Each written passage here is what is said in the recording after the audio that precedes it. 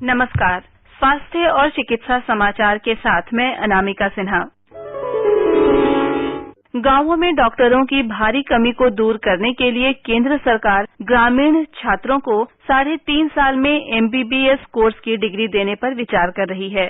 इसमें शर्त ये होगी कि यह कोर्स पूरा करने वाले डॉक्टरों को सिर्फ गांवों में प्रैक्टिस करने की इजाजत होगी। उन्हें शहरों में काम करने की छूट नहीं दी जाएगी। इसे अमल में लाने का काम medical council of India MCI को होगा, जो ग्रामीण डॉक्टरों के लाइसेंस का हर साल नवीनीकरण करेगी। लाइसेंस का नवीनीकरण जिला स्वास्थ्य अधिकारी के प्रमाण पत्र पेश करने पर ही किया जाएगा। फिलहाल तो गांवों में स्वास्थ्य सुविधाएं ANM पर ही निर्भर हैं। केंद्रीय स्वास्थ्य मंत्री श्री गुलाम नबी आजाद ने बताया कि ग्रामीण डॉक्टरों के लिए एक निश्चित बिस्तर संख्या वाले अस्पतालों को स्कूल में बदला जा सकता है।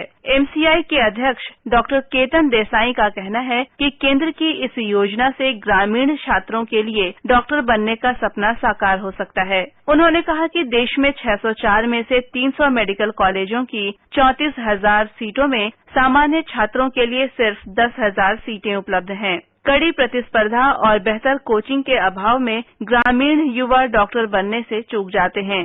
ग्रामीण डॉक्टर अस्थमा, पेट की बीमारियों के इलाज और सामान्य प्रसव में तो माहिर होंगे, लेकिन वे सर्जरी नहीं कर पाएंगे। योजना की शुरुआत में सरकार देश के उन 300 जिलों में से प्रत्येक 25 छात्रों का चुनाव करेगी जहां मेडिकल कॉलेज नहीं है।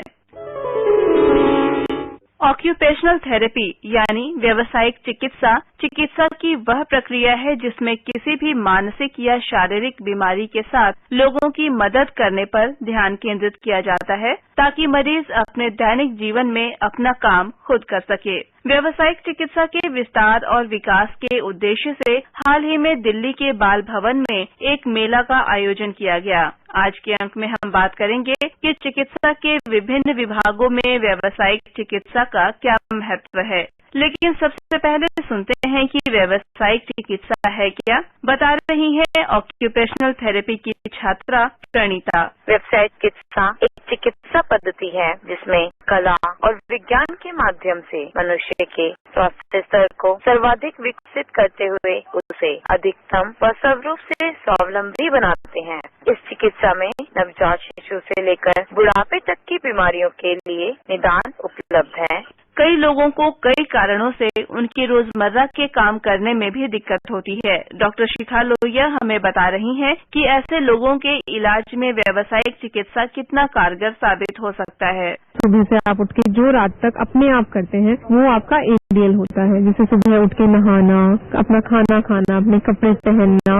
लेकिन हमारे पास जब मरीज आता है वो लंबे समय तक चलने वाली बीमारी है, तो उसमें हम उसको सिखाते हैं कि किस तरह अपना सारा काम करें बिना किसी और की मदद के या फिर बहुत कम मदद देकर। जैसे बच्चे हो गए या बड़े हो गए, बच्चों में जो अपना काम नहीं कर पाते उनको अपना काम सिखाते हैं, माँ को सिखाते हैं किस तरह बच्चे को और आत्मनिर्भर बनाएं। बड़ों में अगर दर्द है या कोई लकवा हो गया है या फ्रैक्चर हो गया है तो किस तरह वो अपना काम अपने आप करें, या अडेप्टिव डिवाइसेस जो हम कहते हैं कि ADL के लिए हम कुछ उनको टूल्स देते हैं जो एक मशीन की तरह काम करते हैं, लेकिन उसमें उनको आसान हो जाता है अपना काम करना। चाचा नेहरू बाल चिकित्सालय अस्पताल की डॉक्टर शीला ने बताया कि ऑर्थोपेडिक या विकलांग चिकित्सा के क्षेत्र में भी व्यावसायिक चिकित्सा काफी मददगार साबित हो सकता है। जो बुजुर्ग लोग हैं उनको घुटनों का दर्द, कमर का दर्द, कूल्हों का दर्द सबसे ज्यादा रहता है। ये जो दिक्कतें हैं ये हमेशा समय के साथ साथ बढ़ती ही हैं। या तो इनका इलाज रिप्लेसमेंट है या फिर आपको इन समस्याओं के साथ अपने दिनचर्या के कामों को करना पड़ता है। आप सारे काम अपने कर सकते हैं बिना कोई अपना काम हट किए या घर पे सिर्फ बैठ करके। उस तरीके से कैसे किया जाए ये ऑक्यूपेशनल थेरेपी में इसका महत्व सिखाया जाता है।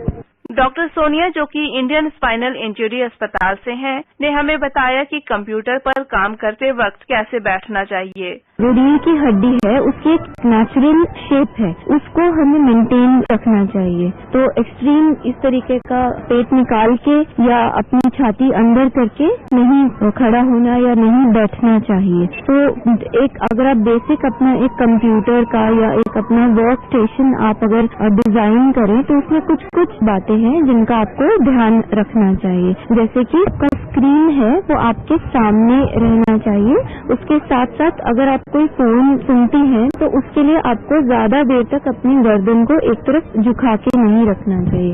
इसके अलावा जो हमारा स्पाइन का नेचुरल कर्व है उसको हमें मेंटेन करने के लिए प्रॉपर एस शेप सीट रहनी चाहिए। तो बेहतर ये रहता है कि आपका जो एंगल है 90 के बजाय थोड़ा सा पीछे 110 डिग्री रहे और आप थोड़ी थोड़ी देर में अपनी पोस्चर चेंज करते रहें। आपके हाथ भी सपोर्टेड रहने चाहिए। आप कुछ टाइप कर रहे हैं तो उसके लिए डॉक्यूमेंट होल्डर रहना चाहिए जो पैरेलल रहे। कलाई एक्सट्रीम इस तरीके से फ्लेक्शन में नहीं रहनी चाहिए। डॉक्टर रूबी आइकत ने बताया कि किसी भी सर्जरी के बाद और इलाज के बाद व्यावसायिक चिकित्सक की जरूरत होती है। जब भी कोई नस या नर्व से रिलेटेड प्रॉब्लम होती है पेशेंट को, जैसे सिर पे चोट आ जाए या स्पाइनल कॉर्ड में चोट आ जाए या कोई हाथ पैर फ्रैक्चर हो जाए जिस वजह से नर्व में इंजरी आ जाए या सेंसेशन फील ना हो पेशेंट को या मसल्स वीक हो जाए, तो उस केसेस में स्पाइनल कॉर्ड इंजरी के केसेस में भी ऑक्यूपेशनल थेरेपी का रोल बहुत मेजर है। हम लोग through different modalities, through different types of treatment patients को अल्टीमेटली हेल्प करते हैं इम्प्रूव होने में। जितना उनका इंजरी परमिट करता है उतना हम उनको मैक्सिमम इंडिपेंडेंस एक्टिविटीज और डेली लिविंग में, खाने पीने में, वोकेशन में, अगर बच्चा है तो उसके लिए चलने फिरने में, ड्रेसिंग में